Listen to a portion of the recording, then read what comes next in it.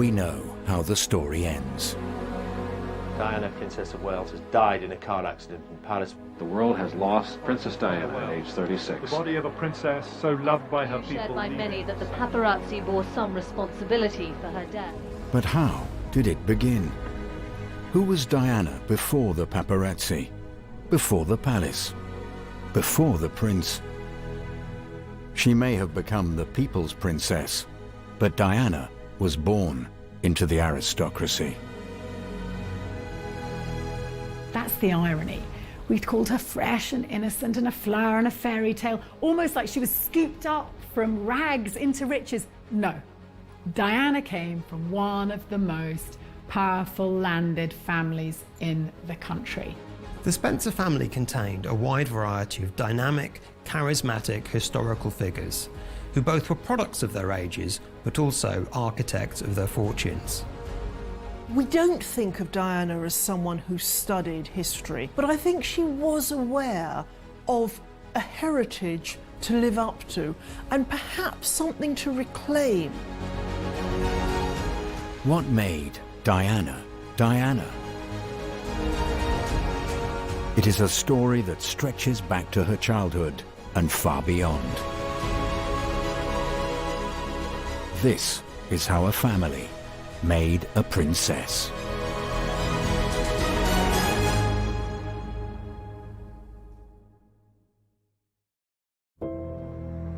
The Spencer family tree, one of Britain's grandest aristocratic lines.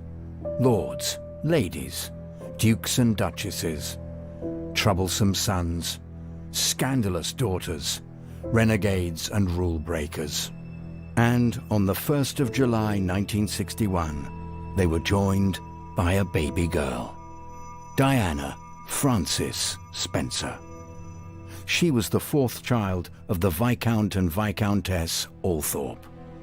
But her birth was tinged with sadness and with disappointment. She was born in the shadow of a terrible tragedy that affected Frances, her mother, and Johnny Spencer, her father. Of course, they wanted a male heir. They'd had 2 daughters up until then. Frances got pregnant again, hopefully the boy, the heir that they all wanted. Unfortunately, he lived for 10 hours. He was born badly deformed. And Frances and Johnny were absolutely devastated. To give birth to a baby that lives but for a few hours, that would leave you howling with grief for months. Nowadays, you'd be in therapy for years. But she's back at it and pregnant again within a year. Even now, aristocratic families, titles and land are passed down the male line, what's known as primogeniture. And so a son was absolutely necessary to inherit the family titles and wealth. The pressure was really on for Diana's mother Frances to produce the son and heir. But 2 older sisters then were followed by, guess what, another girl. It was about a week before they even bothered to find a name for Diana. Diana's parents were tortured by their lack of a son. Centuries earlier, however, it was a missing heir that had helped make the family fortune. John Churchill rose from obscurity to become the greatest military commander of his age. Early in the reign of Queen Anne, he was made the Duke of Marlborough and given command of England's armies. But his influence was not limited to the battlefield. Churchill led the coalition dominating Parliament. And his wife Sarah was the new Queen's closest advisor. Together, the Churchills were the most powerful couple in England. They were greater than the sum of their parts, really, these two. While Sarah was literally the mistress of the bedchamber, able to get right up close and personal with Anne. John, meanwhile, he's a supremely able military man. John was urbane and calm, persuasive and easygoing, whereas Sarah was fiery and argumentative and robust in character and couldn't bear to be thwarted or contradicted. And had they been the same in temperament, I don't think their relationship would have worked anywhere near as well as it did. At the beginning of Anne's reign, Europe was in turmoil. The French king Louis XIV had plans to dominate the continent. Opposing him was a grand alliance of the English, the Austrians, and the Dutch. Put in command of their joint forces was the new Duke of Marlborough, John Churchill. This was very controversial, as he had no experience of leading large numbers of troops in combat. And it was seen that he was being appointed because he was Queen Anne's favourite. But he soon put all fears to rest. This was particularly because of his skillful management of the Grand Alliance, where he worked with Dutch politicians and Dutch generals to forge a coherent army out of a potentially unwieldy force. His natural feel for the ground, his ability to see on the other side of the hill, to see what was on the other side of the horizon, to assess the threat, to move to meet it, and then to deal with it on the day, was quite astonishing. In 1704, the French armies threatened Vienna. If the city fell, Austria would be forced out of the Grand Alliance. Europe would be Louis XIV's for the taking. Churchill marched his troops south from the Low Countries. The battle was met in Germany at the village of Blenheim. There, Churchill and his allies won an astonishing victory. The victory at Blenheim in August 1704 was the first occasion for some hundreds of years that an English general had beaten the French outright in battle. Unwounded prisoners, men giving up, that's a sign of defeat. And Marlborough took 13,000 unwounded French prisoners at Blenheim. It was a catastrophic defeat for Louis XIV. The balance of power in Europe tipped in England's favour.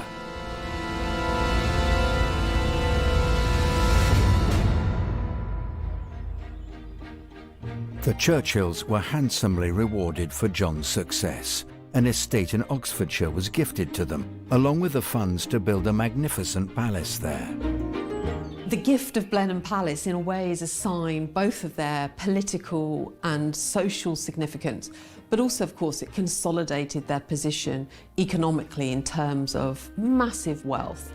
The house is a gigantic showpiece. Some of the people who had to live in it, Sarah included, actually complained of that it wasn't really ever a home.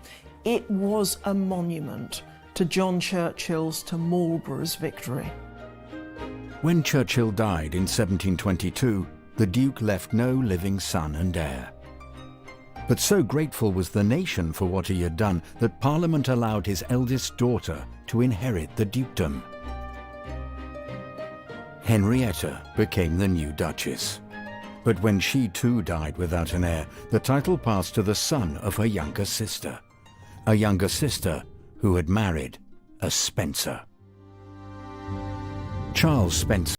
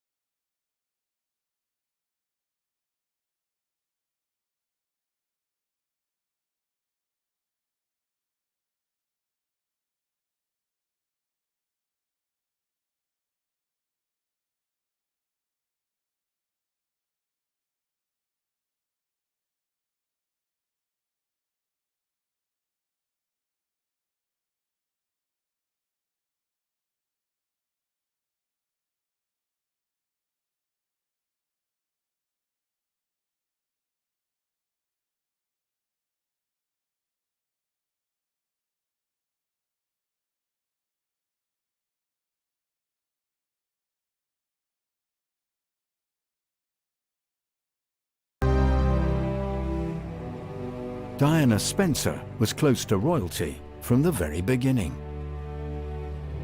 Her parents, Johnny and Frances, leased a house on the royal estate at Sandringham. It was here that Diana was born and raised. From the outside, Park House must have seemed an idyllic home. It had 10 bedrooms, a swimming pool, a tennis court, and 6 full-time staff. But behind closed doors, the house was the scene of furious rows and resentful silences. The marriage of Diana's parents was disintegrating. Frances hadn't found marriage easy from the start. She'd found her husband not enormously emotionally literate, basically. There'd been that huge pressure to produce a male heir, and when it seemed she couldn't, he seems to have blamed her for it. Problems, though, went deeper than that. Frances had married him quite young. There was a 12-year age gap. She was lively, very sociable. He was happy with the life of running the estate and didn't really change so much with the times. You know, why should he? Frances began an affair with a wealthy businessman. Peter Shand Kidd was bohemian, outgoing, amusing. Everything Johnny was not. In the summer of 1967, Frances left her husband for him. We think of the 60s as this kind of free-flowing decade of change. Actually, no, there was a lot of noise about change, but it was still a fairly conservative society. So the fact that Frances had taken a lover, had fallen in love with Peter Shand Kidd and wanted a trial separation was not just a shock, it was an extraordinary embarrassment. The result is that Diana's mother, Frances, got branded a bolter, as they called it in aristocratic circles, a woman who'd run away and left her family, and that's actually not fair. Frances wanted the children to come with her, but Diana and her siblings were soon entangled in a bitter custody battle. While the innate social conservatism of the time would generally have placed such custody battles in favour of the mother, she was against a lord in this instance, and a lord who had powerful witnesses to testify to his side. Not only did he get all his chums to give him a character reference, he also managed to get Frances's own mother to speak against her daughter having custody of the children. So Lady Fermor is so appalled by what her daughter's doing, the disgrace she's brought upon the family. She talks against her own child and in favour of the Viscount of Althorp. Ultimately, the outcome of the custody appeal was that her father would retain custody of the children. And again, this is remarkable. The expectation would always have been that children would stay with their mother. So on all fronts, this is a devastating story, personally, for Diana and her siblings. It's the kind of last gasp of an old establishment world where the aristocratic man would always win out over the woman. The Spencers' marriage in 1954 had been called the wedding of the year. Now their separation was the talk of high society. But it was far from the first scandal in Spencer history. 200 years earlier, in Georgian England, there had been another Spencer causing a stir. She was the ultimate late 18th century it girl. She was a hugely fashionable figure, but a controversial and a troubled one too. History would be a much less colourful place without her. She was an extraordinary woman and made her mark in a way that I don't think English society had ever seen before, certainly not from a woman. I mean, this was the era to do it. Born in 1757, Georgiana was the daughter of the first Earl Spencer. Unlike Diana, her childhood was a happy one. Her parents loved her and each other. And Georgiana's idyllic life seemed set when, 2 days before her 17th birthday, she married the most eligible bachelor in England. William Cavendish was the 5th Duke of Devonshire. Wealthy and powerful, he owned a grand townhouse in Mayfair and an even grander estate at Chatsworth. But despite Georgiana's hopes, the marriage was not to be a happy one. People at the time said, this ain't gonna work, and it was riven with complications and difficulties from the beginning. She had great difficulty at first in having children of her own. The children did come in the end, but nonetheless there was very much this pressure on her to produce the heir, and that didn't help an already fractious marriage. In 1782, Georgiana visited Bath. It was there she met Lady Elizabeth Foster. Bess, as she was known, had left her husband and got by on her beauty and charm. Georgiana was soon taken with her and invited Bess to stay. That she did. For 25 years, Georgiana loved her, and so did her husband. Even by the slightly loose standards of the aristocracy at the time, this was quite a scandal. It was an open secret. A London society was shocked. She just had to carry on and bite her tongue and smile her way through it. But one can only imagine the sort of inner turmoil that she felt. It was certainly a very intense threesome, and one that was full of accusation, deceit, possibly even blackmail. I mean, people have had a field day with it ever since. It's led to bestsellers, Hollywood movies, and no wonder. But there was far more to Georgiana than her unconventional love life. She was another Spencer who broke the mold. She surrounded herself with the great thinkers of the time. She was interested in science and geology. She even had a laboratory built in her own house. She was a social influencer, a fashion icon, a novelist, and a scientist. But her largest influence was in the realm of Whig politics. She was actually out there on the streets, tramping till she got blisters, campaigning on behalf of the Whig Party, which her families all supported. She was heavily criticised for this. It was not what women did, but she was undeterred. Despite all the bad press, she kept on campaigning. So she really was a woman of an astonishing number of interests and abilities, which, however, did not conspire to give her an easy life. Georgiana had an addictive personality. Her gambling habit was notorious, but it was in drink and drugs that she found comfort from her troubles. And they took their toll. In the 1790s, her health began to fail. On the 30th of March, 1806, Georgiana died.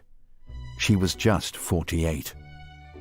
Despite her demons, she was one of those Spencers who, whatever her troubles, whatever the controversies, did the family proud. Did Diana know the story of her ancestor? Did she see how she walked in Georgiana's footsteps? Diana's marriage would become just as unhappy, but she also shared with Georgiana that Spencer daring, that willingness to break taboos for the causes she believed in. Both were immortal style icons of their age that set media tongues wagging and were the subject of continual scandal and interest. They both also tried to break the mould of what was expected of women of their time. But of course, tragically, they also had demons. Neither woman was conventionally pretty, but they were show-stoppingly beautiful. Everybody around them wanted to be near them. There was something about them, and it was that they didn't seem to be aware of it. After the death of Georgiana, the Duke of Devonshire married her friend, his lover, Bess Foster. It was a match despised by Georgiana's children. More than 150 years later, the modern Spencer children would also be left unhappy by their father's choice of new wife.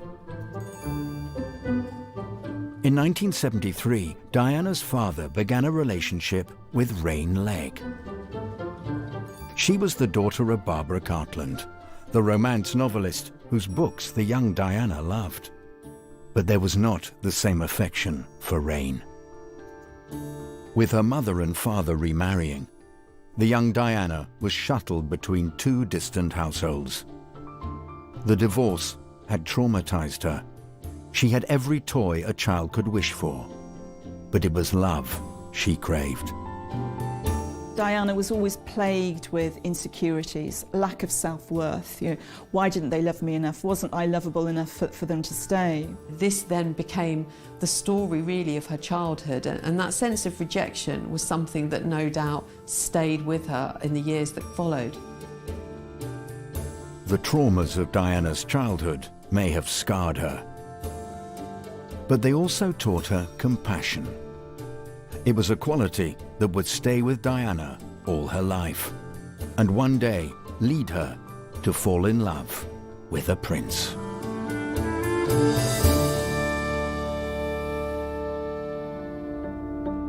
In 1975, Diana Spencer was 13 years old. Her parents had divorced. She had a new stepfather, a new stepmother, and her life was about to be upended once again. On the 9th of June, Diana's grandfather, the 7th Earl Spencer, died. Her father became the new Earl, and the family had to move. Diana's beloved childhood home at Park House was traded for the grand Spencer estate at Althorp. Althorp was an altogether more historic and forbidding place than Park House had ever been. It was still decorated in a very old-fashioned manner, with the portraits of many illustrious Spencers past gazing down at Diana from the walls. Diana could be under no illusion of the heritage of her family. One can only imagine that it was something of an imposing, not particularly cosy environment to grow up in. Diana had rarely visited Althorp as a child and disliked it when she did. Her grandfather had jealously guarded the estate's many treasures. Even his own children and grandchildren were unwanted intruders. And the house could have been designed to frighten small children.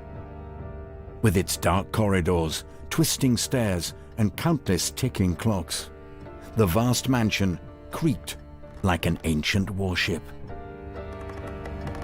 Even her father didn't like it. He felt the ghost of his brooding, bullying father, and everybody found it, rather chilly and uncomfortable. It was not a place where history was a pleasant curiosity.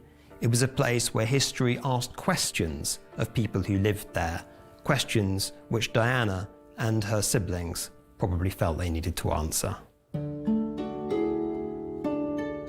There had been Spencers at Althorp for almost 500 years.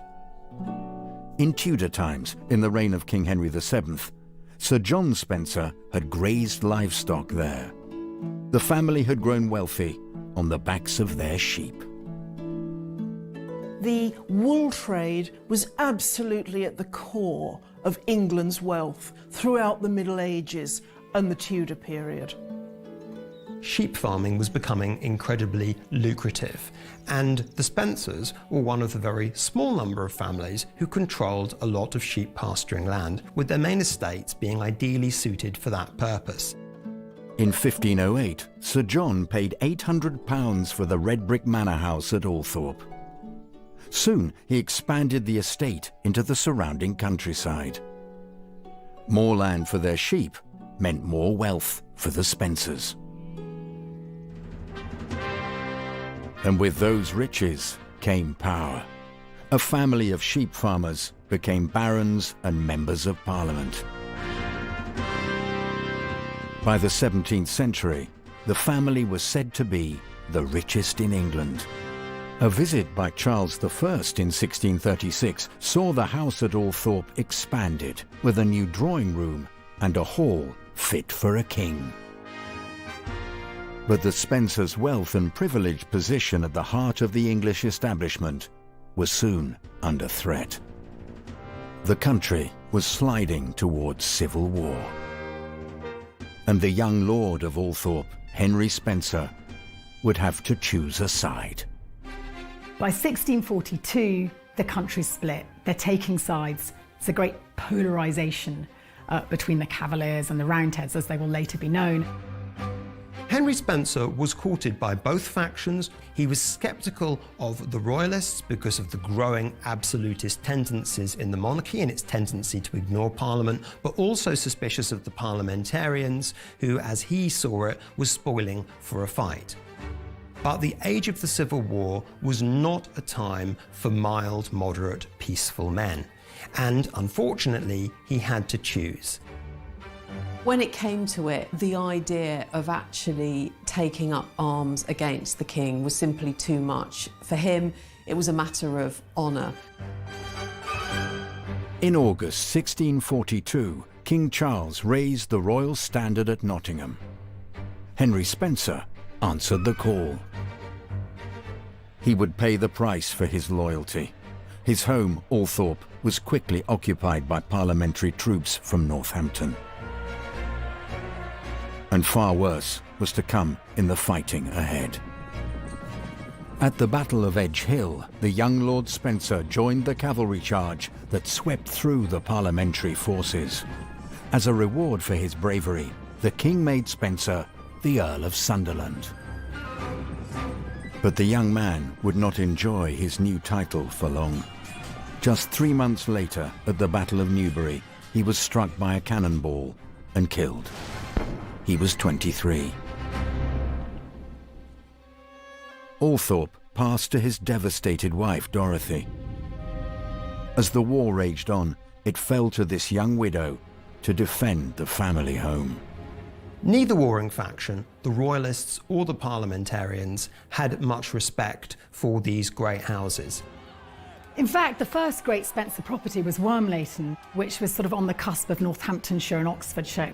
And it is absolutely trashed, ironically, by the Royalists, because they don't want the parliamentarians to get their hands on it. And it was absolutely enormous. It made Althorp look like a cottage, to be honest. Because Henry Spencer had backed the Royalists and then the parliamentarians came to power, things were pretty tough for Althorp for a while. Dorothy was an incredibly astute woman. She was in a prime position to be able to preserve Althorp because while Henry dies for the king and the royalist cause, his uncle is a parliamentarian and backs his nephew's wife and helps protect her. Maybe we do see the canniness of the early Spencers in the fact that Althorp didn't really suffer too much in the Civil War. Occupied for a time, parliamentary troops, but it didn't suffer the kind of devastation that some other houses did. In time, peace returned to England and to Althorp. The Spencers began to rebuild the house and reclaim their place in high society. Dorothy leads the way on this, Henry's widow, and it costs quite a lot of money. You know, she covers over the courtyard and there's that great big wooden staircase running down into the saloon that still 300 years on looks pretty show-stopping. I mean, this was all part of a very deliberate, self-conscious exhibition, really, of power and of status. It was about great, noble families seeking to outdo each other in many ways, to have lavish houses where they would host parties that would become political and cultural hubs that people wanted to come to and be seen at. As each generation of Spencers passed through its halls, Althorp grew and changed. In 1733, a magnificent Palladian stable block was completed. Later, the old crumbling red brick house was encased in grey tiles. There were times when Althorp was neglected, when the Spencers were consumed by the demands of politics or by the diversions of London. But, like the family itself, the house survived. Until finally, in 1975, it passed to Diana's father. Johnny became the 8th Earl Spencer. Diana had a new title as well. She was now the Lady Diana Spencer, but it only seemed to underline what society expected of her. For Diana, like her female predecessors, it was all about marriage and then children.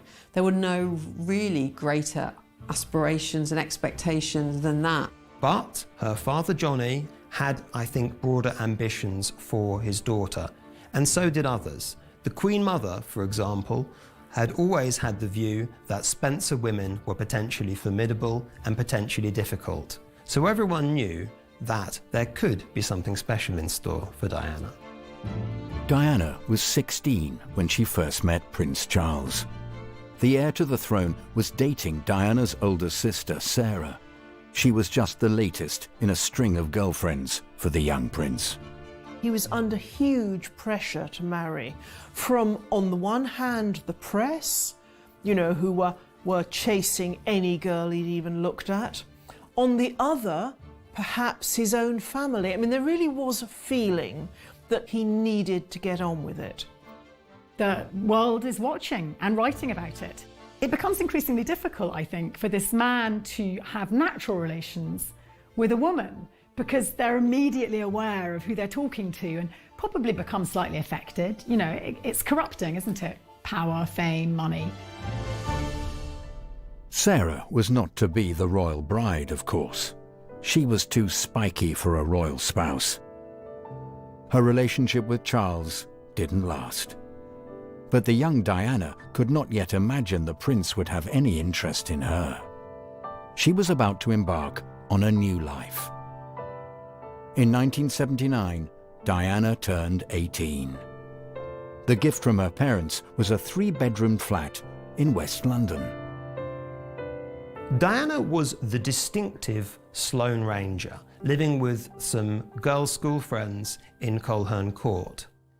She had fun, whizzed round in her mini metro, and took on a series of low-paid jobs, such as nannying, such as cleaning, and then enjoyed a lifestyle which was completely incommensurate with the kind of salaries that those jobs commanded.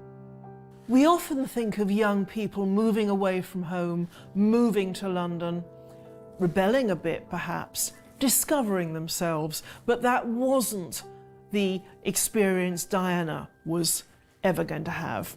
To all appearances, it was this very, very staid, really quite old-fashioned, limited upper-class life. But the great change in Diana's life was just around the corner. For Prince Charles had not forgotten the younger Lady Spencer. A story, a tragedy, to outshine all the Spencers before her, was about to begin.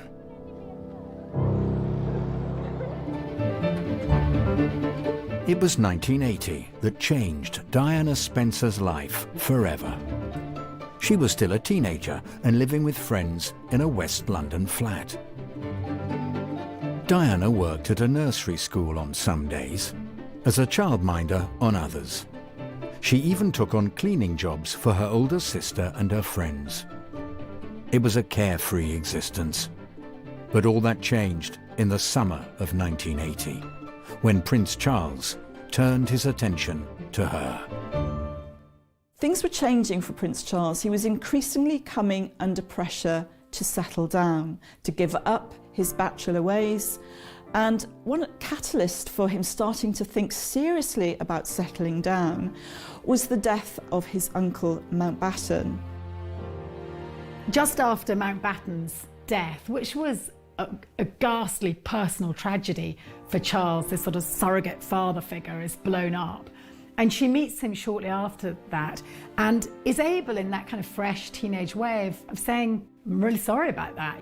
I think he is impressed by her candour and the way that she isn't tongue-tied around him and seems to be unaffected by his status.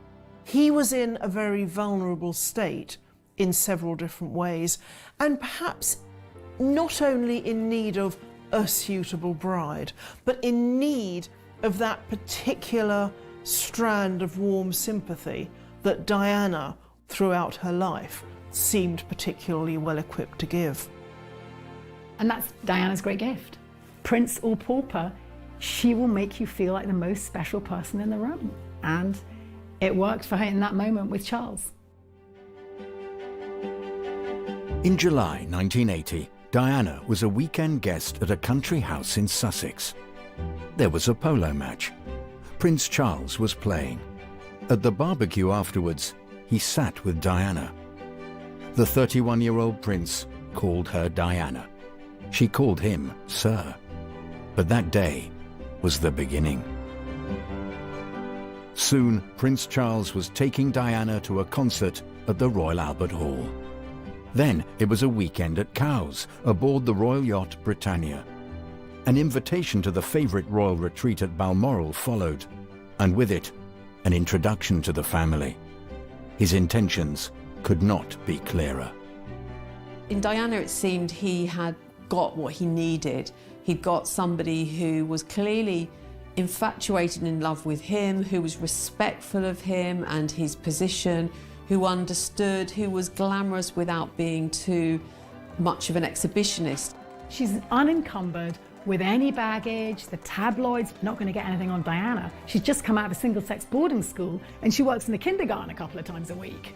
I mean, you can't get much purer than that. She is pure as the driven snow. She looks like an English rose. She's perfect. The couple had been seeing each other for 6 months when Charles told Diana he had something to ask her. Late on the evening of the 6th of February 1981, in the nursery at Windsor Castle, Charles asked her to marry him. Diana instantly said yes. She believed in romantic love. She was infatuated with the prince, and she believed that her Prince Charming would come through in the end. What little girl born in the 1960s didn't want to marry Charles Philip Arthur George? I ask you. Of course she wanted to marry Prince Charles. So probably did all her peers. That she should be a fairy tale princess and marry a fairy tale prince was something that she thought was entirely appropriate and something that she had dreamed of since she was a small girl. Here was Diana now ready, betrothed to the Prince of Wales, marrying into the royal family, marrying the future King of England. This was a step up for the Spencers like never before. But she was not the first Spencer to be betrothed to a prince. She was not even the first Diana. 250 years earlier, there had been another Lady Diana Spencer who was set to be a royal bride. It was the ambitious plan of Sarah, the old Duchess of Marlborough, who had dominated the court of Queen Anne. By the 1730s, her husband was dead and her political power had waned. But there was one realm where she still ruled: her family. She was particularly attentive to her grandchildren and in really shaping the Spencer family. She wanted to very much make her mark on the next generation, and so having been at the very sort of apex of political society and in and around the Queen, she now turned her attention to her very own family. She felt she had both a duty and a right to school them in what they did and how they should approach life and conduct themselves and who they should marry. The young Diana Spencer was Sarah's favourite. She was courted by the richest and most eminent men in the land. But Sarah wanted more for her granddaughter. She wanted the Prince of Wales, and she was willing to pay to get him. Sarah's ambition for her grandchildren, especially those she liked, was significant. It is said that she actually offered the sum of £100,000 by way of a dowry. Now this was a fabulous sum, even to a king. But the Queen Caroline had the measure of Sarah Jennings, and she quickly put a stop to it. That marriage came to nothing, and indeed that Prince of Wales never inherited the throne. No one could know at that time, of course, that the prince would die and not himself become king. The Spencers would have to wait. But 2 centuries later, the dream of the old Duchess of Marlborough was finally realised. On the 29th of July 1981, Diana Spencer married her prince at St Paul's Cathedral in London. She was made for this moment. By the trauma and privilege of her upbringing, by her own romantic imagination, and by her family's history. At long last, this sheep farming dynasty had become royalty. The wedding was watched by millions of people all around the globe. Those millions would go on watching Diana and every twist in her story, the disintegration of her marriage, her first steps into a new life, and her death on the streets of Paris. At Althorp, the Spencer family's ancient home, 36 oak trees line an avenue through the grounds, one for each year of Diana's life. On an island on a lake in the heart of the estate is her final resting place. Like so many of the Spencers before her, Diana was someone whose personality, charisma and image helped define her age. She was born into one of the biggest, most famous dynasties in Britain, and she transcends that. And she chooses to live her life in a way that speaks to people who aren't privileged, who aren't entitled. She showed the royal family a different way of being, a different way of engaging with people. She rocked the monarchy for a time. She challenged it, but I also think she changed it for the better. She was a Spencer woman through and through, characterful, strong, feisty. Yes, she had demons, but she embodies, I think, the spirit of many women that came before her. You do find those Spencer women with an odd kick in their gallop, with a readiness to push the boundaries.